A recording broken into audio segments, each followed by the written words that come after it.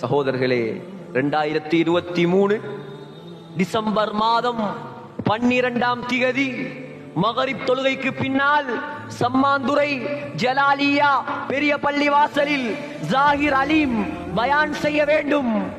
ஜலாலியா மக்கள் பயானை கேட்க வேண்டும். உலகம் படைப்பதற்கு முன்னால் எழுதப்பட்ட விஷயம் இது, மறந்து விடாதீர்கள்.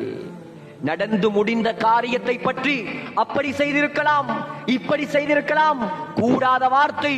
அல்லாஹ் எதை எழுதினானோ அதுதான் நடந்து கொண்டிருக்கிறது. இதெல்லாம் குர்ஆனில் படிக்கலாம் சகோதரர்களே.